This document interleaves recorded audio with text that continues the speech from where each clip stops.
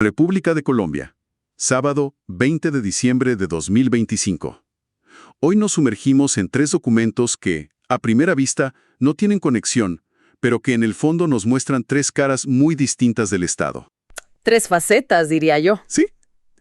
Primero, veremos al Estado como un árbitro, una maquinaria compleja que puede ser paralizada por la acción de una sola ciudadana. En el debate sobre las tarifas de servicios públicos, nada menos. Luego, viajaremos al subsuelo de Antioquia para ver al Estado como un promotor, uno que se ensucia las botas para medir túneles minúsculos. Y así formalizar la economía de los mineros tradicionales. Y finalmente, observaremos al Estado como un guardián, intentando saldar deudas históricas al alinear los mapas y catastros del país con los derechos ancestrales. Empecemos por la historia que afecta el bolsillo de millones. El escenario es este. La Comisión de Regulación de Agua Potable y Saneamiento Básico, la CRA, estaba a punto de cambiar las reglas del juego. Llevaban meses trabajando en nuevas metodologías para calcular las tarifas de aseo, acueducto y alcantarillado. En más de 100 municipios, acababan de cerrar un periodo de 3 meses de participación ciudadana en noviembre. O sea, todo parecía marchar sobre ruedas para una decisión ya inminente. Y justo en la recta final, cuando la decisión parece tomada. La maquinaria se detiene en seco. El 15 de diciembre, una ciudadana, Berenice Vega Gómez, presenta una recusación. Contra una de las expertas comisionadas, Ilva Nubia Herrera Gálvez. Exacto. Una recusación, para entenderlo bien, es un mecanismo legal que busca apartar a un funcionario de un caso cuando se presume que su imparcialidad podría estar comprometida. Entiendo el mecanismo, pero lo que me impacta es el efecto dominó que desata. No es que la comisión lo evalúa y decide si sigue adelante mientras tanto. No. La ley es tajante, ¿verdad? Completamente tajante. Y aquí es donde la burocracia se encuentra con el poder del derecho individual. El artículo 12 del Código de Procedimiento Administrativo no deja lugar a dudas. A ver. Cito: la actuación administrativa se suspenderá desde la manifestación del impedimento o desde la presentación de la recusación hasta cuando se decida. Suspensión inmediata y obligatoria. No hay opción. Entonces la directora ejecutiva de la CRA, Gloria Esperanza Narváez Tafur, firma dos resoluciones, la 1294 y la 1295. Que en esencia aprietan el botón de pausa para todo el país en este tema. Una para el servicio de aseo y la otra para acueducto y alcantarillado. Y todo el proceso de fijar nuevas tarifas que afecta a millones de hogares queda en el limbo. Pero aquí me surge una duda.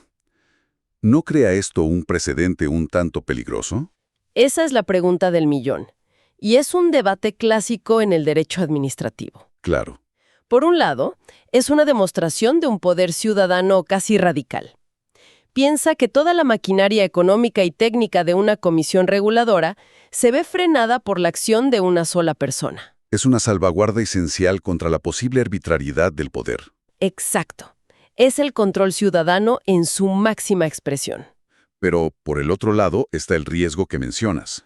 ¿Qué pasa si este mecanismo se usa de forma estratégica para dilatar o bloquear decisiones impopulares, pero necesarias? ¿Podría un grupo de interés orquestar recusaciones para paralizar una reforma que no le conviene? Exactamente.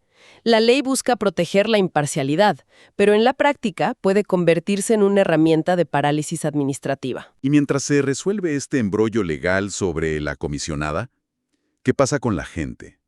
¿Con las empresas? Pues todos quedan en un estado de incertidumbre.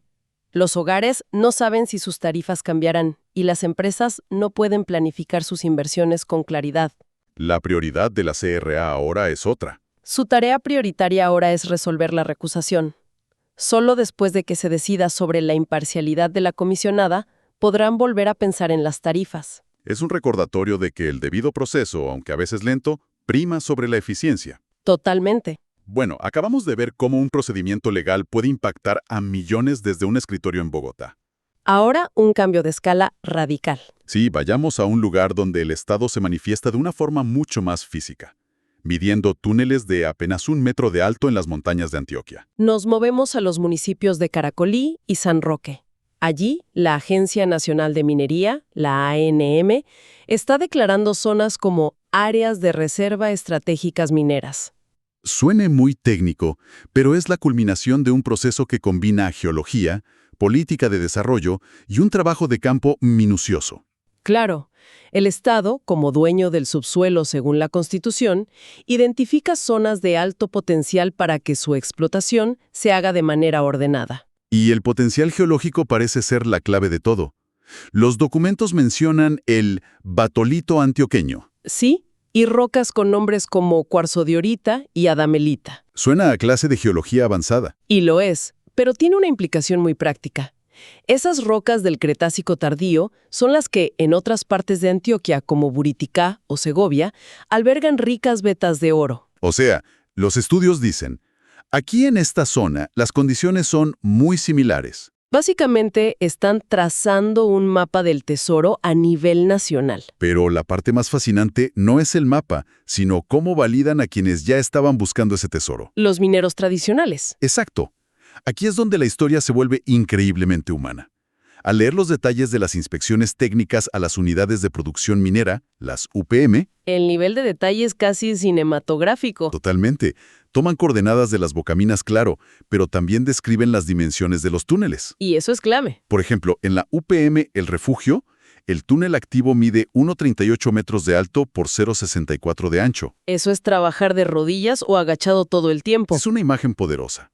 Y no es un detalle trivial. Esas dimensiones son una prueba. Prueban que no se trata de minería industrial a gran escala, con maquinaria pesada, sino de un trabajo artesanal. Campo casi del siglo XIX. Nos habla de una minería que es pura intuición y esfuerzo físico, un conocimiento pasado de generación en generación. Precisamente. Y lo que el Estado busca validar con estas inspecciones es la anterioridad de la actividad. Que no llegaron ayer a aprovecharse del anuncio. Justo. Necesitan pruebas de que llevan años, quizás décadas, trabajando allí. Y las pruebas son muy visuales. Como las fotos de la UPM Los Ángeles. Sí, se ven los molinos de bolas para procesar el material. Y los funcionarios anotan. Se evidencia desuso por la vegetación crecida y la oxidación. Esa maleza y ese óxido son la mejor prueba de que la planta tiene historia. Es como si la naturaleza misma actuara de notario. Y también calculan el volumen de material. En Los Ángeles estiman unas 120 toneladas al año. ¿Cómo se compara eso? Es una fracción minúscula. La ley define la pequeña minería como aquella que extrae menos de 10,000 toneladas al año. Con 120 toneladas están muy por debajo. Este dato, junto a las fotos del túnel y el molino oxidado, construye un caso sólido para reconocerlos como mineros tradicionales. Entonces, ¿cuál es el resultado final para ellos, después de todas estas mediciones y fotos que obtienen? Obtienen una oportunidad. A la UPM El Refugio, por ejemplo, le delimitan un polígono específico de 91.69 hectáreas. Esa es ahora su área de juego reconocida. Y con ese reconocimiento, se les abre la puerta para presentar una propuesta de contrato de concesión con requisitos diferenciales. Un camino directo a la formalización. No es un regalo, ojo. Implica obligaciones ambientales, de seguridad y tributarias. Pero les da seguridad jurídica y acceso a créditos y tecnología. ¿Los saca de la informalidad? Y los mete a la economía formal, reconociendo su historia y su trabajo. De la parálisis burocrática en Bogotá, pasamos a la formalización de la economía del subsuelo. Y ahora conectamos con la superficie. Donde el Estado intenta organizar sus propios registros. Una tarea que parece mundana, pero que toca fibras muy profundas. Así es. En esta última parte, vemos al Estado en su faceta más administrativa, la que opera con manuales y resoluciones. Por un lado, tienes a Licetex creando un manual detalladísimo sobre cómo gestionar incumplimientos contractuales. Es la maquinaria del Estado asegurándose de que sus engranajes funcionen bajo reglas claras. Protegiendo los recursos públicos, pero garantizando el debido proceso al contratista. Pura gestión interna. Y luego está el Instituto Geográfico Agustín Codazzi, el IGAC. Que también parece estar en modo administrativo, ajustando los precios de sus diplomados. Correcto. Y es un buen ejemplo de burocracia racional.